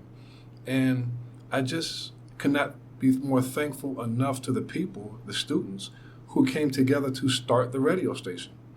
You never know when you create something where it'll end up. So I'm sitting here because students were sitting around one day and for whatever was going on in their minds and their thoughts and their lives, decided, you know what, why don't we start a radio station? How do we do this? And not just the conversation, but the follow through. You got to get a license. You got to go to the FCC. You got to get an antenna. You got to get equipment. I mean, that takes a different type of person to not just talk about it, but to be about it and to look at where we are all these years later. Yeah. And how does being here in that context feel different than what you did in commercial radio? It's just different because I do not have to worry about the things here that I did in commercial radio, which is, like I say, in radio, there's a saying, you're only as good as your last air shift, right? So what that means is no matter how good you were yesterday, you got to be just as good or better today because the competition is always coming at you. And so here, not having to worry about the ratings, not have to worry about competition, but just being able to continuously have a solid product that the community can be proud of is really what it's all about. And then the ability to try to fundraise to get people to support the station. Yeah. Yeah. How do you think about fundraising today? It's tough. Yeah. It's tough. I mean, I'm thinking too about how technology has changed the way that people listen to radio, changed if people listen to radio. How do you position yourselves or think about WFSK kind of growing or changing? We got to change with it. I mean, we have to change with it. I embrace change because that doesn't mean that we all change right away or that we all get it right away, right? It just means that, okay, is this where things are heading? Is that where things are? Okay, well, how can we get a piece of that? How can we be a part of that? Can the radio station be on Spotify? Can the radio station be on Apple Music? Can it, if not all of the station, what parts of the station? So there's always a way, even with streaming, right? Can we find a way to advertise through streaming? I mean, there's always a way. When I say advertise, I mean fundraise. But there's always a way and an opportunity to use change to enhance what we're trying to do. Yeah. Can you tell me about your proudest accomplishment in your career so far? My proudest accomplishment in my career? Sir. Wow.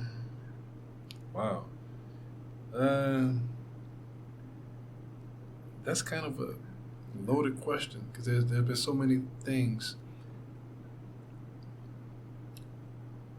Me personally, I can say I found a DVD that when I get an opportunity, I'll upload it to my YouTube channel, which is at Real Gospel with the X-Man, by the way. Please subscribe. That wasn't a shameless plug, was it? But I mean, come on. I mean, that's, at Real Gospel with the X-Man because that's important. I was the communications chair for the Nashville branch of the NAACP, right?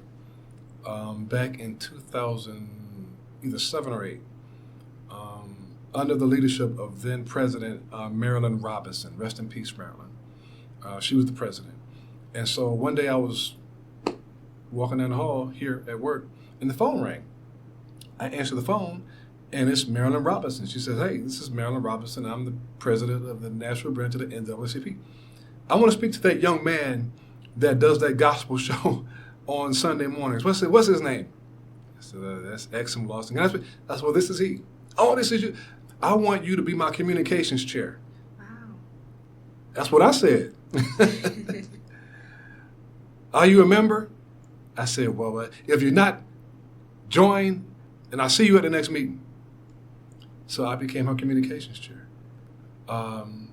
And under her leadership, we did a lot of tremendous things in the community, but in particular, I was able to orchestrate a town hall meeting on the campus of Fisk University in the Appleton room, where I was able to get the program director at that time, my former boss, Kenny Smooth, the sales manager, I can't think of his name, from Clear Channel, and he came over, and some community activists, and we all had a community forum where we talked about the imaging in our music and the lyrics and the impact it was having on our community. And I allowed them to explain why the lyrics and a lot of our music and the imaging and all that stuff, do y'all understand what this is doing and how this, and so they reluctantly, but I had to use the power of that office in that position to just about drag them, because they were not happy. But we had, and Sharon Kay was a part of that discussion as well. And they had an opportunity to hear this back and forth. But I've got that on DVD. That's why I gave out my YouTube, because I'm going to upload that. I've got the second part. I've got to find, by the time this airs, I guess I'll have located the first hour of that first section of that. But I'll have it up. And so, yeah, it's very interesting. Yeah, I can't wait to watch it. Can you tell me about what your life looks like outside of working at WFSK? Yeah. I have a beautiful wife. Shouts out to my wife, Regina Lawson. Spending time with her. And in ministry. Shouts out to my church, Cathedral of Praise, Church of God in Christ, where my pastor is the Dr. Jerry Maynard II, and my bishop is Bishop Jerry L. Maynard Sr., his wife, Dr. Mary T. Maynard, and our other pastor, Pastor Misha Maynard. And so we spend time there helping to continue to invite people to church and to continue to build the ministry and lead people to Christ. Yeah. And we spend time with our kids. So, yeah. And grandkids. So, yeah. And did you write a book? I did. I wrote a book called Fatherhood. Yeah, you did. Okay. I wrote a book called Fatherhood. I Love My Kids. So, yeah, it is a devotional. Mm. So it is a 365-page devotional, and it can be found at True Vine Publishing. And so that's truevinepublishing.org. And it is called Fatherhood, and I penned it, and it is I guess to give you an example of it, there are a lot of affirmations in it. So if you have a young kid, it doesn't matter what age they are, even if they're grown, it's a way to communicate with your children and to explain to them not only from a father's perspective that you see the things that they're going through, but you understand it. Here's my advice, and by the way, here's a scripture to go with the thing that you're dealing with. Yeah. What was the inspiration behind putting that devotional together? The inspiration behind that was I got tired of watching my kids post their lives all over social media. And, I'm like, why are you posting that? Like, why are you dragging people into your own personal, And so I didn't want to respond back to them publicly, right? Because I'm like, I don't want to embarrass them or, because if you do, everybody starts looking, So what I did was I started, at that time when I was on Twitter, I started tweeting my thoughts on certain things. And then I would leave it out there. And I say, if you're dealing with such and such and such and such, here's what you need. You know what I'm saying? I would tweet it. And eventually, word got out that go look at Pop's tweets. And then they were like, well, who's he talking about? Like, so, but after I got so many of those, well, I told the Lord, I said, if you allow me to do 365 of these, I'll pen it into a book. And so I got well over 365, and so to say the rest is history. So yeah, I put it. It took another year to finesse that and write it and edit it and do all that stuff, but it became a book after that. Wonderful. So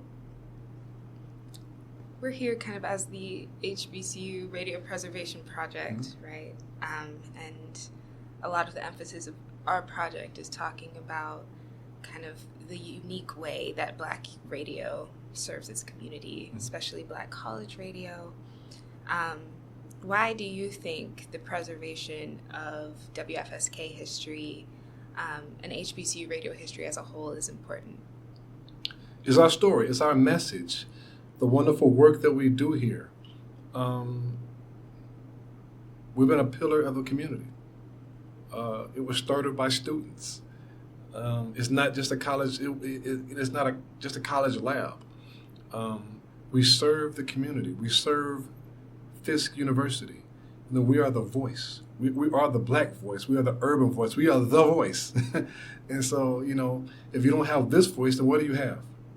Right? And, we've watched a lot of radio stations since we've been here get sold or, shut down.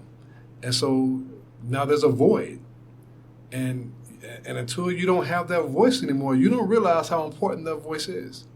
When it's gone, it's gone. You shouldn't have to. The thing about having this radio station is when Fisk wants to get a message out to the community about anything that it's doing, you have your own voice. You should not have to go somewhere else to go give a message or to say something. You can have your voice and you can go over to wherever else in addition, because that's a different audience, whatever. But if you don't have your voice, now you are forever at the mercy of everybody else's message or messaging and on their time. Yeah. Yeah. Yeah. And I'm thinking about just Black radio as a mouthpiece as a whole, especially in a landscape that distorts our history. Exactly. And our story. They're banning books now. We see what's going on in this political climate, right? And so if we don't have a voice, like who are we gonna? No one's coming to save us. No one's coming to save us. So for me, being here is sort of, I dare say God is not through with me yet, because as I took us through all the things that led me to be here, I don't know what's next. I just know that God is always preparing. So I don't know what's next for the station. Maybe in a year or two now, we'll have all the bells and whistles of a top-notch radio station, and we can continue to just serve the community in a much more efficient manner. Who knows? But God knows. But I do know that we have a voice. Yeah. And I asked you this earlier, kind of about a different point in time of your life. But today, what do you think your time at WFSK has taught you about yourself as a person? Yeah. It's taught me to trust God, if nothing else, to trust God. Because in the time that I've been here, had I not trusted God and come over with sharing, then I would be out of the industry. But I don't know. It's like Prince said, it's hard to regret certain things in your life, because if you regret them, if you could go back and change them, then you wouldn't be who you are per se. So what I do know is that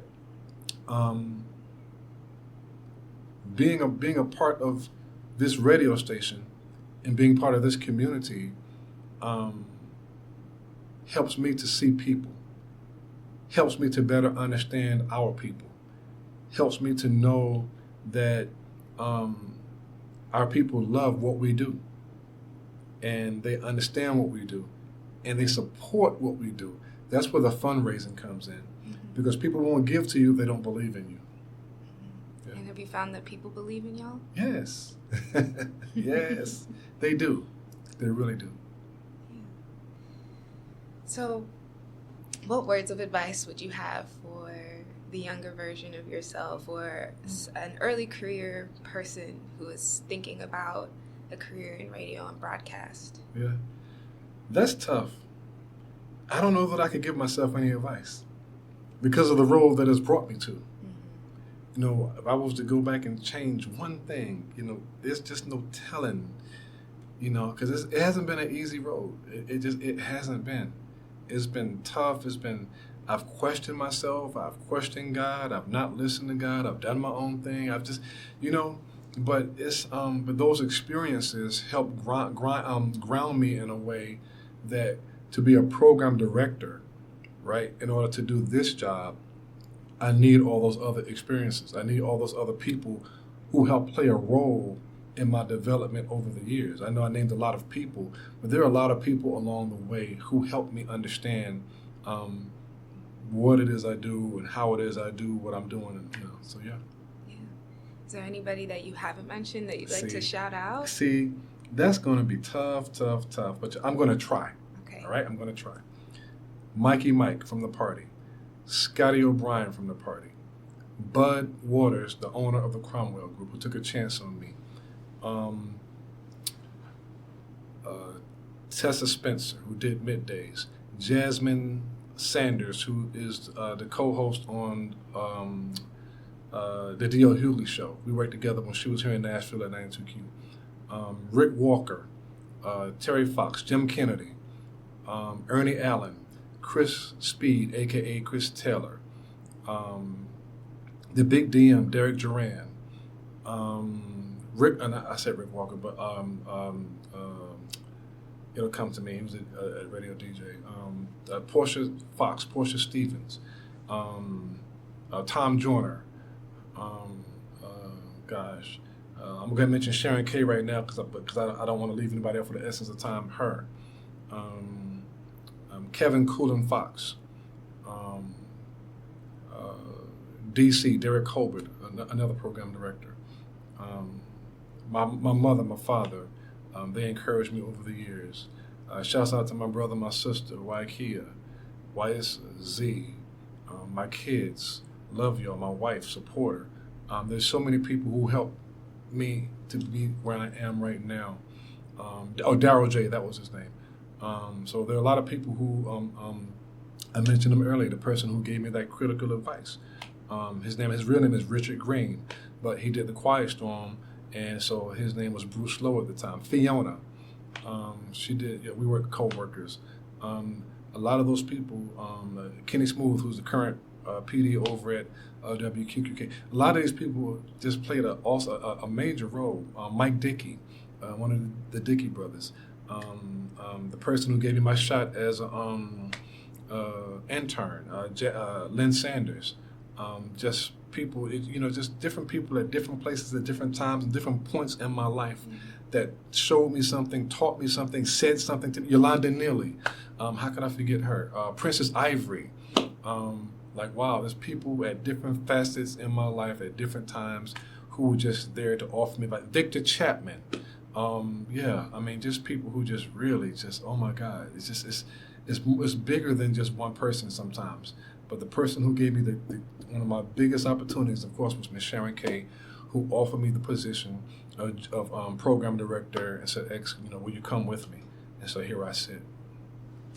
Yeah, and do you think about that, collage of people that have gotten you all where the you time. are? How do you think about that when Adrian Griffith. I'm sorry.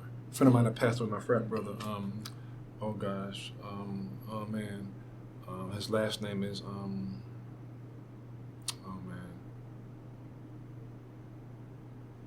it'll come to me in a second, but yeah. How do you think about that at all when you're giving advice to students here about the impact you may be having on their futures? No, not really, because I never know if I'm having an impact. It's hard to measure that, because I do what I do for the love of what I do, and I do what I do, for God. And so if God reveals to me, if God shows me, there's just every now and then there are little signs. Like I said, the young man who called me up on the air and said, "Are you black?" The young lady who called me up at the other radio station and said, "Weren't you at the other place?" Just every now and then God will share a glimpse that here, there, over there, that someone is listening, someone hears. And so that's the most I can ever get that I know of that I'm having an impact. So yeah, because people don't normally tell you in this business. Sure. People don't say you're doing a good job. People don't say, they just don't. Whether it be, sometimes the listeners do when you come across them sometimes, but for the most part, you're just not going to get that. Yeah. Yeah. Thank you so much, Mr. Lawson. That's most of what I have to ask you today, but is there anything that we didn't talk about that you think is important to mention for the record about your life, about WFSK? Just any words to leave us with? I just thank, Fisk University for taking the opportunity on taking the chance on me, and that my prayer is always that not only am I doing above and beyond what they could have ever hoped or asked for, but that that WFSK continues to be a beacon of light for the community and abroad, for the city of Nashville and abroad. And I also thank Sharon for, like I said again, thinking enough of me. God orchestrates everything, so I'm just thankful, and I'm very thankful unto God for just bringing me this far. Thank you, Miss Olivia. Thank you, Mr. Lawson.